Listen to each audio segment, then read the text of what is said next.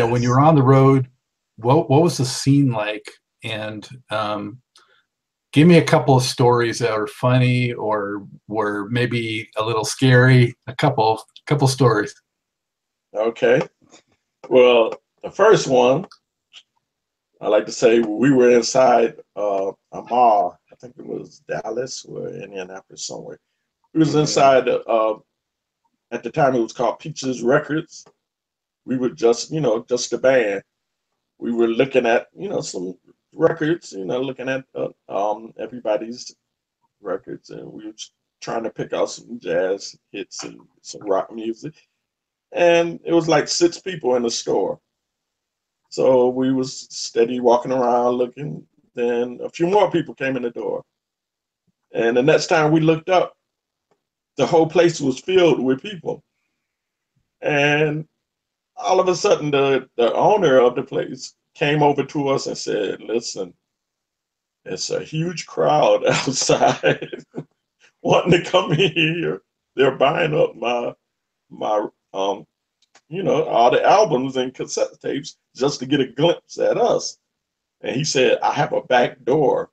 I'm gonna take you to that back door, and it's a storage room." He said, "Anything you need, just grab and then make your way out the door. And I'll try to hold, the crowd here." And that's what we did. We went out the back way and we came out the side and we looked down. The whole hallway was trying to get into that record store to get towards us. And when they saw us on the other end of the mall, we had to take off running. It was like the Beatles and the Jackson Five. We was running for our life. It was that was a little bit scary to us. Yeah. And then everywhere we was going, a huge crowd was surround us. Everybody wanted to get autographs, take pictures, and everything.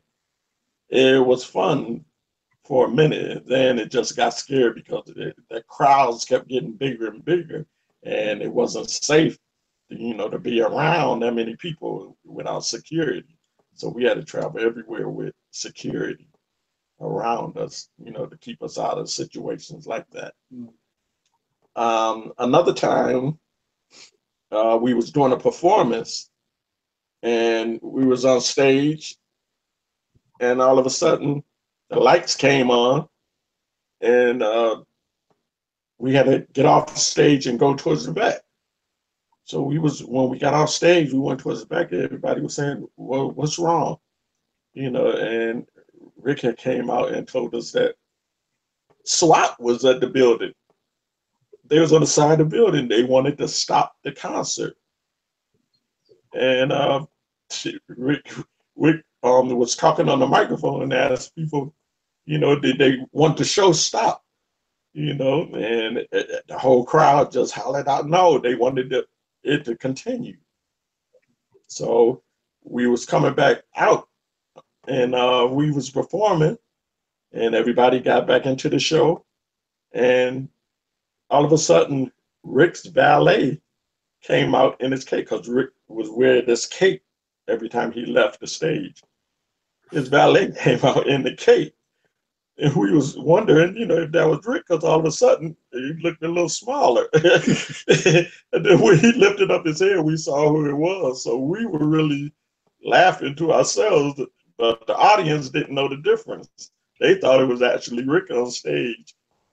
Off, he changed clothes and left out with security and disappeared. And we ended the show with the valet dance. And he never did sing or anything. He just came out and made gestures like he was Rick. And we kept on playing, and then we just ended the song. And everybody just thought, that was the ending, and that was Rick going off stage.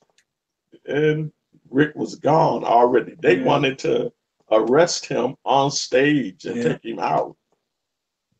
They confiscated our equipment. We had to rent gear for our next performance until that situation got, fixed, because it was some promoter that wanted to do a show with Rick, but he didn't ask Rick's permission to do the show. and he reneged on the concert, and the people wanted their money back, so they had a warrant out on Rick, thinking it was Rick that did it. And it finally came out that it was somebody else that tried to do a show. He got the upfront money for it. You know, What city was that? it's, I think Indianapolis or Dallas, one of those shows. I can't remember exactly. Rick was quite a prankster. One time we did a gig in New York City, and actually Rick gave everybody a wake-up call but me and Danny. And they left town and left us in New York.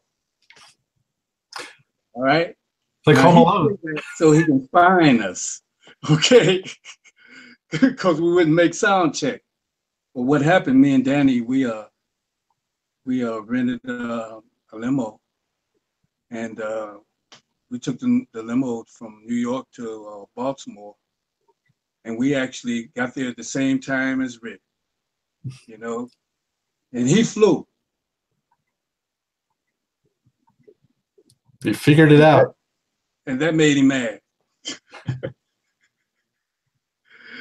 Because they didn't think we would make it.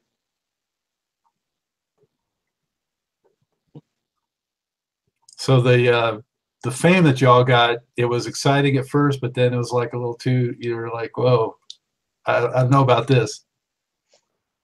Yeah, I mean, mostly it was all good. You know, it was just those few scary moments. You know, but most of it was pretty